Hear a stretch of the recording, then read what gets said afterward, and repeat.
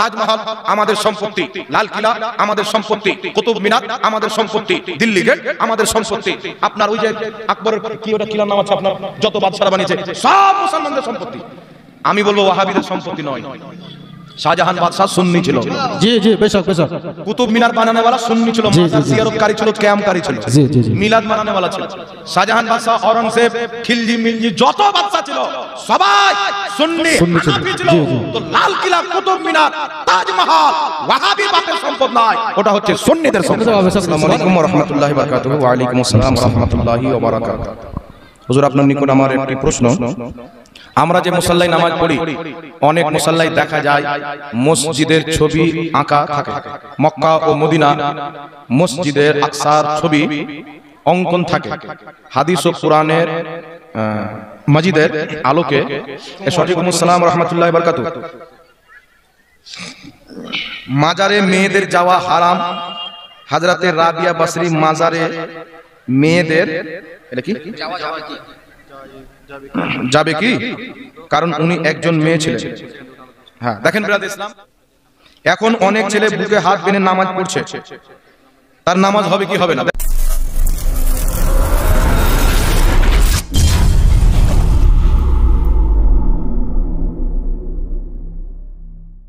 যাই হোক, সাল্লাল্লাহু আলা নবী ওয়া আলিহি ওয়া সাল্লাম, সালাতু ওয়া সালামু আলা রাসূলিল্লাহ সাল্লাল্লাহু আলাইহি ওয়া সাল্লাম। আসসালামু আলাইকুম ওয়া রাহমাতুল্লাহি ওয়া বারাকাতুহু। ওয়া আলাইকুম আসসালাম ওয়া রাহমাতুল্লাহি ওয়া বারাকাতুহু। হুজুর, আপনার নিকট আমার একটি প্রশ্ন। আমরা যে মুসাল্লায় নামাজ পড়ি, অনেক মুসাল্লায় দেখা যায় মসজিদের ছবি আঁকা থাকে। মক্কা ও মদিনা মসজিদের আকসার ছবি অঙ্কন থাকে। হাদিস ও কুরআনের মাজিদের আলোকে এর সঠিক উত্তর কি? দেখেন বিরাদর ইসলাম, কোন মুসাল্লাতে যদি মক্কা বা মদিনার ফটো থাকে, ওখানে কেউ যদি নামাজ পড়ে, ধ্যান রাখবেন তাতে যেন পাও না পড়ে। পাও যদি না পড়েন, তাকে যদি ঠিকঠাক রাখতে পারেন তাহলে নামাজ হয়ে যাবে, কোনো অসুবিধা নাই, নামাজ হয়ে যাবে। তবে কথা হচ্ছে, মানুষ যখন নামাজ পড়ে মক্কা মদিনার যদি ছবি থাকে, অতি নামাজ হয়ে যাবে, তবে পাও পড়ানোর সম্ভাবনা রয়েছে, আছে কি নাই? উপর থেকে টিকটিকি হাঁকবে, ওর উপরে পড়বে। মুসাল্লা অনেকক্ষণ দেখতে পাওয়া যায় কি যায় না? এই জন্য মুসাল্লা যখন কিনবেন দেখবেন ছবি মসজিদে নবী, মসজিদে আকসা বা মসজিদে হারাম, কাবাতুল্লাহ, এগুলো ছবি যেন ছবি না থাকে, পেলেন মুসাল্লা কিনবেন, সবচাইতে বেশি উত্তম।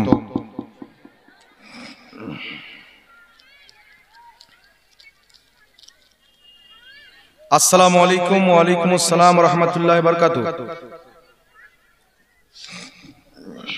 মাজারে মেয়েদের যাওয়া হারাম।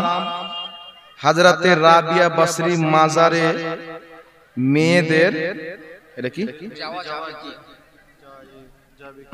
যাবে কি? কারণ উনি একজন মেয়ে ছিলেন। হ্যাঁ, দেখেন বিরাদর ইসলাম, মহিলাদের রাসূলুল্লাহর জামানায় যেমন মসজিদে যাওয়া বৈধ ছিল, মাজারে যাওয়াও বৈধ ছিল। হাকিম আল মুস্তাদরাক আলা সাহিহাইন কিতাবের মধ্যে হাদিস, নবী পাকের মেয়ে হযরতে ফাতেমাতুজ জাহরা ডেলি হযরতে আমিরে হামজা, নবীর চাচা হযরতে ফাতেমার দাদা, উনার কবর জিয়ারত করতে যেতেন। হযরতে মা ফাতেমা জিয়ারত করতে গেলেন, হাকিম আল মুস্তাদরাকের সহিহ সনদে হাদিস। যাওয়ার পরে সালাম দিচ্ছে, আসসালামু আলাইকা ইয়া জাদ্দি, আপনাকে সালাম হে আমার দাদা। তো ওখান থেকে উত্তর আসছে, ওয়া আলাইকুমুস সালাম ইয়া বিনতি, তোমাকেও সালাম হে আমার বেটি বা নামাজি। তো শহীদগণ নিজের কবরে জীবিত থাকেন, যারা আল্লাহর নেক বান্দা হয়, যারা তাদের কবর মাজার জিয়ারত করতে যায়, জিয়ারতকারীকে শুধু আল্লাহর ওলিরা নয়, আপনার বাপের কবর জিয়ারত করতে যান, আপনার বাপ আপনাকে চিনতে পারে। কবরবাসী জীবিত ব্যক্তিকে চিনতে পারে, এমনকি যে তাদের আওয়াজ শুনে। সহিহ বুখারী মুসলিমের মধ্যে অনেক হাদিস আছে, রাসূল পাক বলছেন, রাসূল করিম সাল্লাল্লাহু আলাইহি ওয়াসাল্লাম বলেছেন, ইন্নাল মাউতা ইয়াফতানুনা ফি কুবুরিহিম সাবআ। ফাকান, রাসূল পাক সাল্লাল্লাহু আলাইহি ওয়াসাল্লাম বলেছেন, যখন জীবিত ব্যক্তি মৃত্যু ব্যক্তিকে দাফন করার পর ফিরে আসে, তার জুতোতে যে একটা আওয়াজ হয় চলার, ওই আওয়াজটা মৃত্যু ব্যক্তি শুনতে পায়। সুবহানাল্লাহ সুবহানাল্লাহ।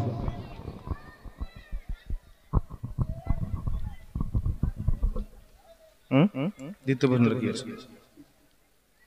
এই জন্য মহিলাদের পূর্বে মাজার জিয়ারত করা, কবর জিয়ারত করা জায়েজ ছিল। পরবর্তীতে উলামায়ে কেরাম এটাকে নিষেধ করে দিয়েছেন। ইমাম বদরুদ্দিন আইনি বুখারী শরীফের শারহ উমদাতুল কারির মধ্যে লিখেছেন যে মহিলাদের বর্তমান যুগে মাজার জিয়ারত করতে যাওয়া হারাম। কত বছর পূর্বে বলেছেন? 600-700 বছর পূর্বে। তাহলে তখন যদি হারাম থাকে তাহলে এখন কি হবে? এখন আরেকটি কিতাব আছে আল ফিকহু আলা মাযাহিবিল আরবা, এটা মিশর থেকে প্রকাশিত। এই কিতাবের মধ্যে লেখা আছে প্রত্যেক হানাফি মাযহাবের ইমামরা একমত মহিলাদের মাজার জিয়ারত করতে যাওয়া নাজায়েজ এবং হারাম। কথা বুঝতে পেরেছেন কি পারেন? এই জন্য মহিলারা রাবিয়া বাসরি হোক বা অন্য করের হোক তাদের মাজার জিয়ারত করতে যাওয়া বৈধ নয়। কথা বুঝতে পারছেন? যদি অনেক উলামায়ে কেরাম জায়েজের কল করেছেন এটা পূর্বে যখন কোনো ফিতনা ছিল না। এখন ফিতনার সময়, এখন মহিলাদের যেমন মসজিদে যাওয়া না যায় তেমন মাজার জিয়ারত করতে যাওয়াও না যায়। আর মহিলাদের মসজিদে যাওয়া তো খায়রুল কুরুন উমর ফারুকের জামানাতে নিষেধ করে দেওয়া। জি জি জি, বুঝতে পারছেন কি?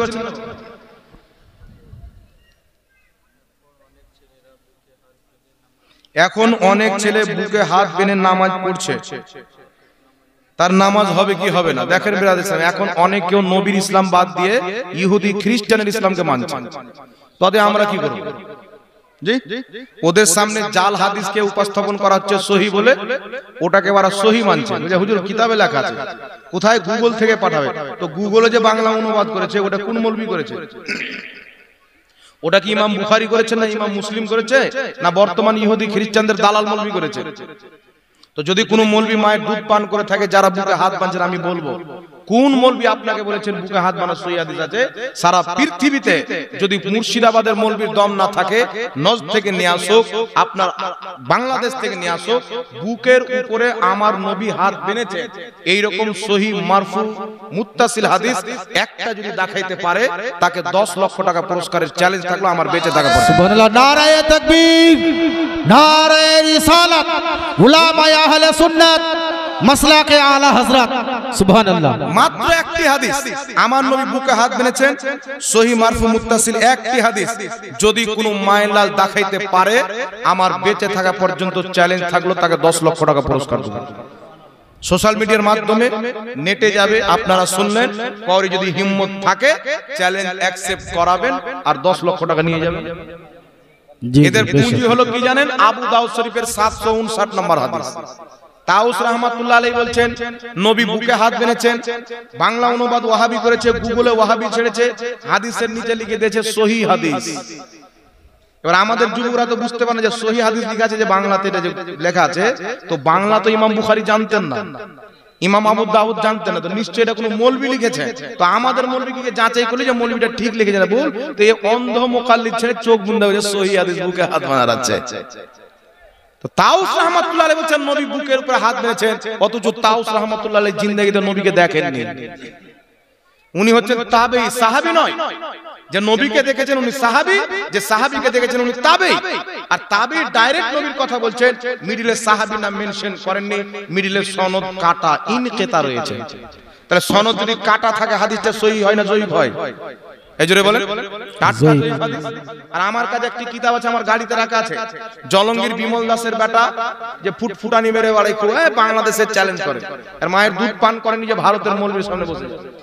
এ ব্যাটার লেখা কিতাব আছে মুদাল্লিস রাবি আন শব্দ দিয়ে বর্ণনা করলে হুকুম কি হবে হাদিসের।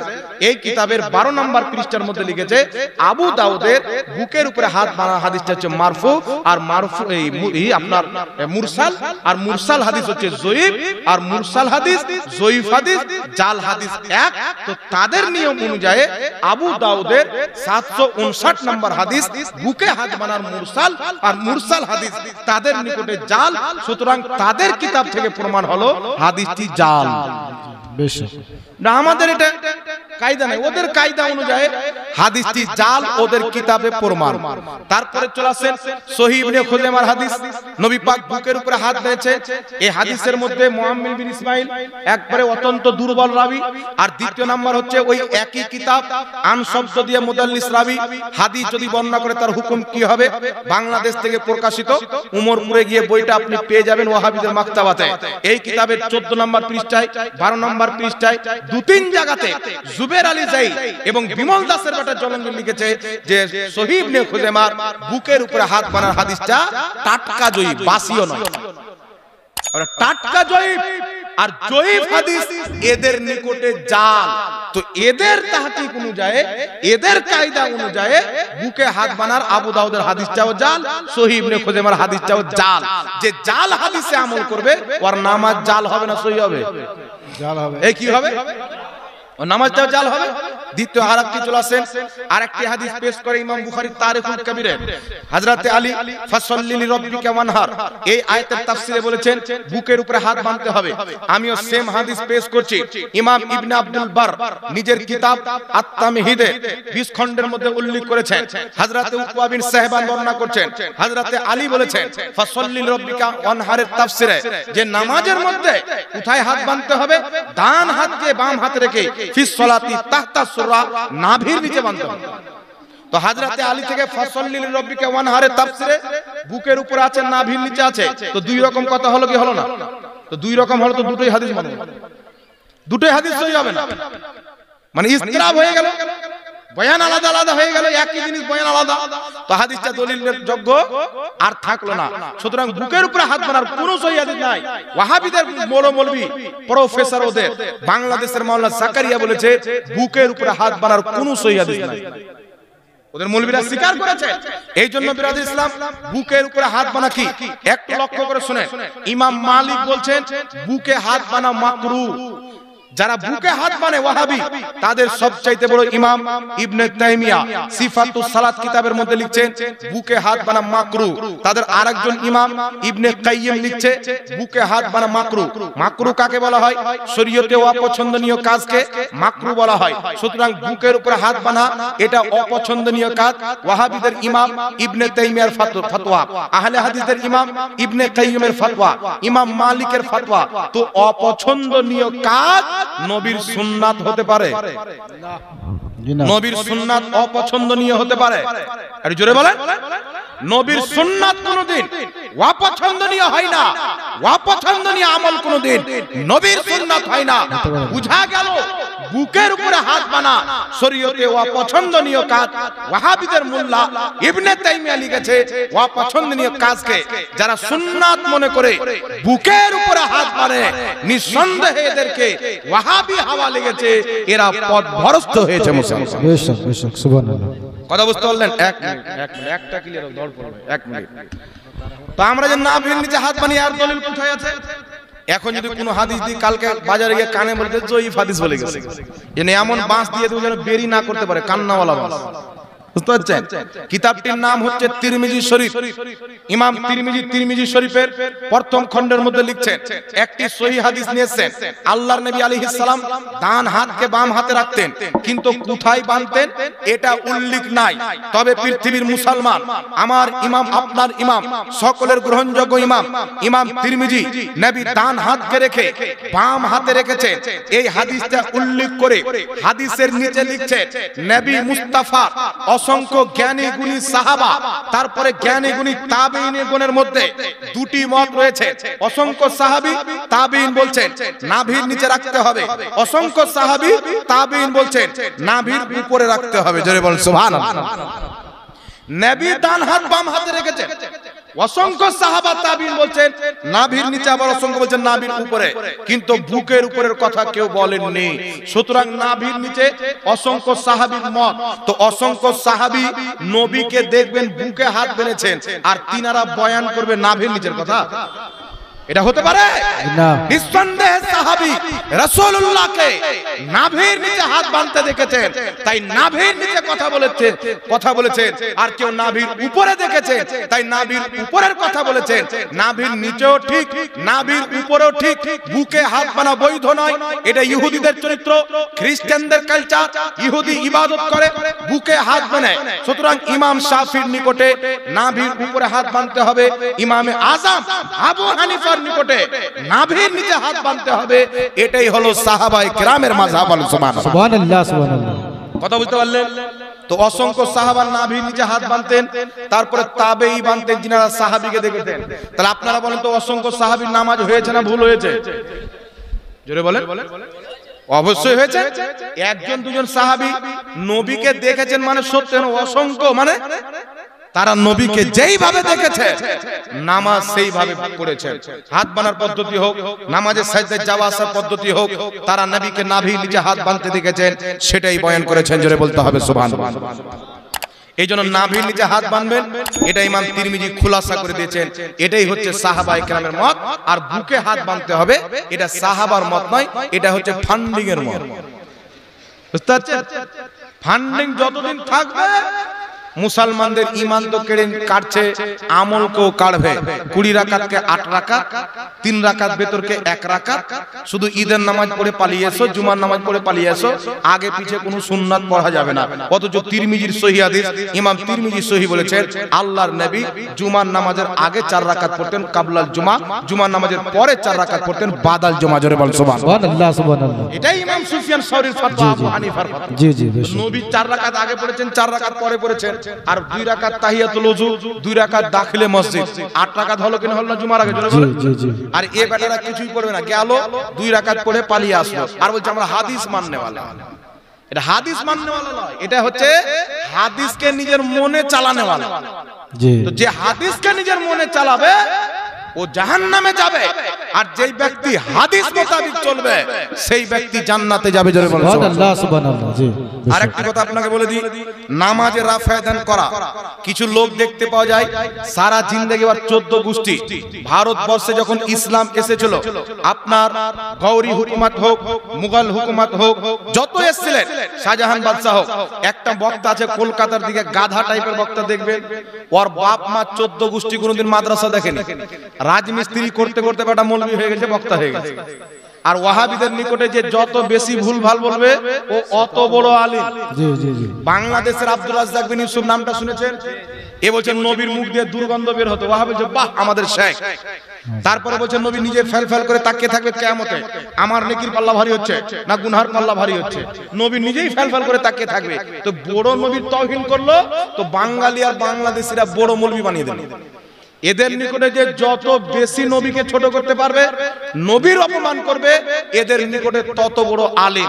আর আমাদের উদ্দেশ্য হচ্ছে আমরা বেঁচে আছি নবীর জন্য, যত রকমের আঙ্গুল নবীর প্রতি উঠবে ওই আঙ্গুলকে কাটা পর্যন্ত আমরা আরাম নেব না। সুবহানাল্লাহ। সুবহানাল্লাহ। বেশক সব রকম আঙ্গুল। এবারে হচ্ছে নবীর নিজের মেয়ে, নিজের স্ত্রী আয়েশাকে কিয়ামতে চিনতে পারবে না। আয়েশা তুমি যে আমার স্ত্রী, আমি তোমাকে কিয়ামতে চিনতে পারবো না। নবী কবরে মরা মানুষ পড়ে আছে, অথচ নবী পাক কি বলছেন? আল আমবিয়াউ আহইয়াউন ফি কুবুরিহিম ইউসাল্লুন।